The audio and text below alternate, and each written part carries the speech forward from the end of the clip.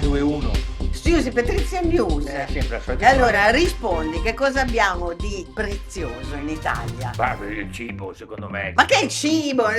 Non solo il cibo, ma abbiamo tutto l'aspetto dell'arte, del certo. paesaggio, Sì. dei luoghi, dei borghi, della vita, di quello che si mangia, si beve, si sta, insomma, ecco, è tutto questo. E naturalmente tutto questo è nell'Italia, ok, ma non solo nelle città d'arte, ma fondamentalmente nell'Italia diffusa. E naturalmente la Toscana in Oh, questo, lo sapevo, in questo senso è al centro appunto della Toscana diffusa, e Sì. sono andata a raccontare questo, e quindi il Mugello, il Casentino, cioè più diffuso di così, no? Luoghi particolari, il Parco del Casentino, gli eremi, per esempio quello di San Francesco, cioè della Verna, ma voi non mi aspettate, pieno di pellegrini così, di gente che fa Che trekking, lavoro! un posto meraviglioso, e poi anche Arezzo, quello meno conosciuto, insomma, i luoghi veramente interessanti che sono su italiaslotour.it, le nuove puntate. Anche Visit Tuscany, insomma, vabbè, lo trovate sui nostri canali, Esatto. eccetera, e niente, insomma, sono le nuove pillole video che lei ha fatto in Toscana. In Toscana. Per cui ci tiene moltissimo. E poi c'è la festa del Rinascimento. Questo dove? Questo no? in realtà sarebbe in Umbria. Ma Però insomma siamo lì, no? Siamo lì. sì. È la storia, ed è ad Acqua Sparta. Ecco, è una grande rievocazione storica con la 26esima edizione della festa del Rinascimento, dal 7 al 22 giugno. Bene. Il borgo si trasforma in un palcoscenico a cielo aperto tra cortei storici, spettacoli, gare. Ve la posso immaginare, dai, ma siamo pieni di queste robe qua.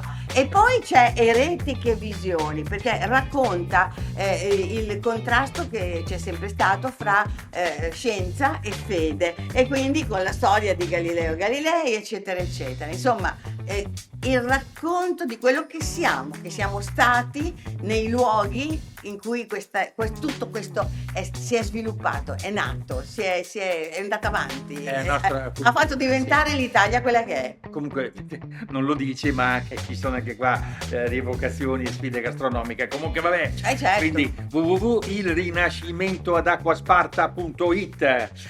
Adesso però fammi dire una cosa che mi Sì. sta molto molto a cuore. Sì? Sì, il Motor Valley Fest che torna a Modena dal 5 all'8 giugno. Questo Ah è beh, molto va bene. importante.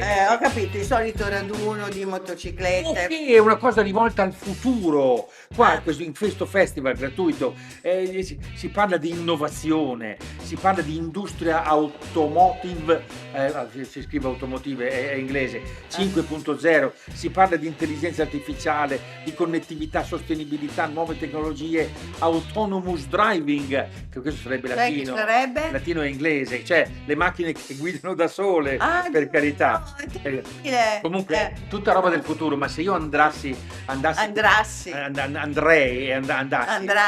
sì. con elettrone, farei una gran figurone. Cioè, il tuo elettrone sarebbe La la mia tua moto d'epoca trasformata in trasformata in elettrica. Avanti. elettrica. È tutto organizzato da È Regione già Emilia esplosa Romagna, 2 volte. Comune di Modena e il Me lo supporto dico, del Ministero degli Affari Esteri. Non è vero. non è Turismo vero. accessibile per tutti, ecco qui invece il discorso veramente interessante. Allora, è pronta da Village for All questa nuova guida all'ospitalità accessibile Italia-Croazia 2025, Sì. uno strumento essenziale per appunto poter viaggiare con tutta tranquillità, cioè possono viaggiare tutti, ma voglio dire, la comodità di avere certe facilitazioni è per tutti, per le donne con bambino, per le persone disabili, per le persone che hanno qualche problemuccio, eccetera, per te sicuramente. E poi ci sono Per me. guide in 16 regioni italiane e in Croazia,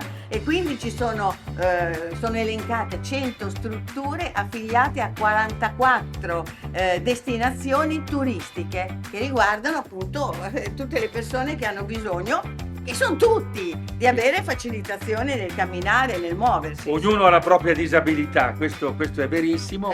Quindi Questo è il nuovo slogan. le guide sono in italiano e in inglese e si possono scaricare semplicemente gratuitamente. Il sito ovviamente è villageforall.net. Qui è molto inglese, si scrive Village for All.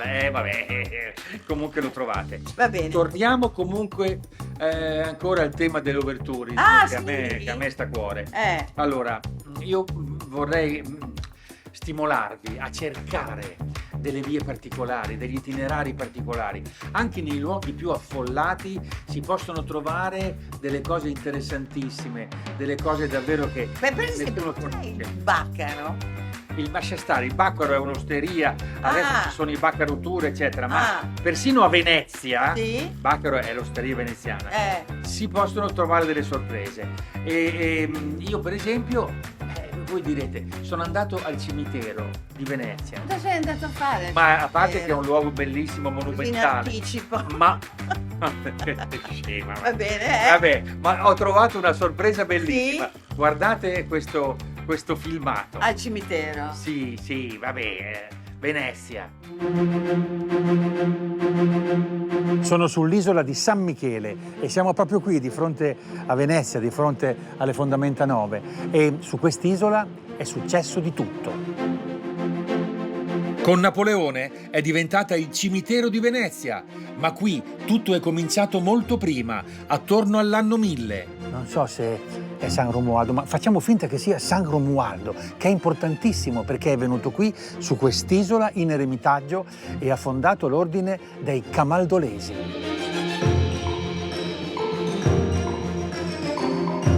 Dopo il 1200 ci fanno un'abbazia.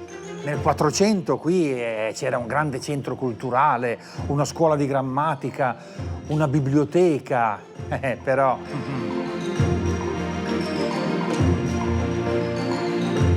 Soprattutto San Michele diventa un centro cartografico, un genio, Fra Mauro. L'ha fatta lui, siamo nel 1450-1460, lui qui raccoglieva tutte le testimonianze dei monaci che venivano dall'Etiopia, aveva anche i resoconti di Marco Polo, insomma mette insieme questa che è, non so se è la prima, ma una delle prime mappe del mondo. Non è quella originale, però era uguale. Comunque per me qui l'interesse sta qua. In questa vigna assolutamente speciale che Yasra, iraniana, sta cercando di potare a modo suo. Qua per esempio partiamo da qua, divisi in due. Dobbiamo ragionare un po' come ragionano loro. Poi c'è anche Colin che è qui per ritrovare un po' di natura. Sono australiana, che è un paese nuovo, poter lavorare in un luogo storico con la cupola e la mappa di Fra Mauro mi commuove. Fanno parte di un'associazione no profit e con loro c'è un sacco di altra gente di tutte le nazionalità. Abbiamo un'americana, la Isabella. La serba, la gallina. La gallina, sì. una serba, la ungherese. Copriamo tutto il pianeta. Insomma, è Venezia, ragazzi. Venezia così ormai. Attira, coinvolge e seduce persone da tutto il mondo. Cioè, siete una capitale mondiale. La contraddizione che secondo me è lì, i due poli. Siete rimasti 50.000, che è un paese, scusate, è il quartiere di una grande città. E siete una capitale mondiale. Pare un controsenso. Ma a proposito, di che associazione stiamo parlando? Laguna del Bicchiere e le vigne ritrovate. E cosa fa? Com'è nata l'idea? Nel 2008 abbiamo saputo che i frati abbandonavano questo vigneto, la cantina, eccetera. E allora per averla dal comune in affidamento abbiamo dovuto creare l'associazione, quindi è dal 2008 che esiste Laguna del Bicchiere. E vi siete messi in testa di andare in giro per Venezia, recuperare le vigne abbandonate, e quindi riattivarle, e tra i vostri obiettivi appunto è ritrovare queste vigne nascoste e poi il recupero dei vigneti del centro storico. Certo, e recuperare e farne un vero e proprio luogo produttivo. Ma allora questo legame tra Venezia e le vigne, cioè se uno deve giudicare da turista, no? pensa che a Venezia ci siano certo molte attrazioni, molti aspetti, ma non la vive come città anche agricola. Allora, ovviamente l'agricoltura era nelle isole e non nel centro storico. Nel centro storico però c'erano e ci sono ancora molti conventi. Quando facevano un convento, la prima cosa che mettevano era la vite e l'ulivo, i due simboli cristiani. E naturalmente qui a San Michele non c'è solo la vigna. E qui avete la cantina. Esatto, una cantina del 500 che noi abbiamo logicamente anche questa recuperata e che ci serve per la fermentazione di queste uve salmastre, uve salse. Si possono definire uve salse. Perché il clima, la terra, il sale, si sente anche nel vino, suppongo. Si sente nel vino, infatti chiamiamolo il suo terroir, è un terroir marino.